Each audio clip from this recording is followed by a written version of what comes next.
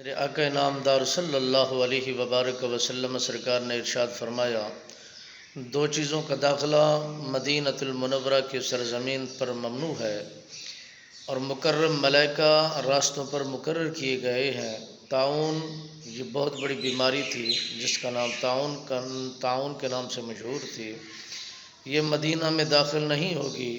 جب وہ مدینہ کا نام یثرب تھا تو اس وقت یہ بیماری ہر گھر کے اندر گردش کرتی تھی، ہر کوچے گلی میں اس کا راج تھا۔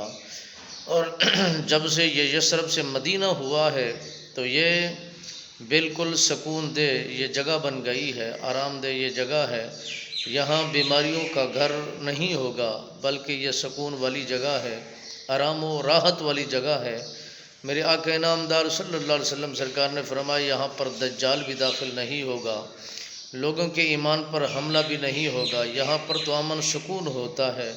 ایسی چیزوں کا داخلہ بالکل ممنوع ہے۔ میرے آقا نامدار صلی اللہ علیہ وسلم سرکار نے فرمایا، وہاں پر تو بیمار لاچار جائے تو اسے سکون ملتا ہے، وہاں پر بیگانہ جائے تو اپنا بن کے وہ زندگی کو بسر کرتا ہے۔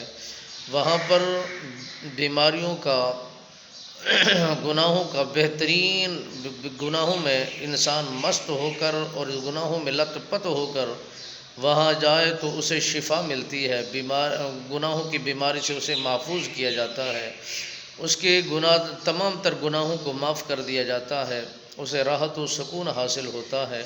میرے آقا نامدار صلی اللہ علیہ وسلم سرکار نے فرمایا، دجال نے آ کر لوگوں پر حکومت کرنی ہے، لوگوں کے ایمان کا سودا کرنا ہے، لوگوں کے ایمان کو برباد کرنا ہے، اور مکرم ملائکہ ان مدینہ کے راستوں پر موجود ہیں، وہ اس بدبخت کو مدینہ کے سرزمین پر داخل نہیں ہونے دیں گے۔ اور میرے آقا نامدار صلی اللہ علیہ وسلم سرکار نے فرمایا، یہ بیماریوں کا گھر نہیں ہے، یہ سکون کا گھر ہے، یہاں راحت و سکون ملتا ہے، یہاں پر اطمینان قلب نصیب ہوتا ہے۔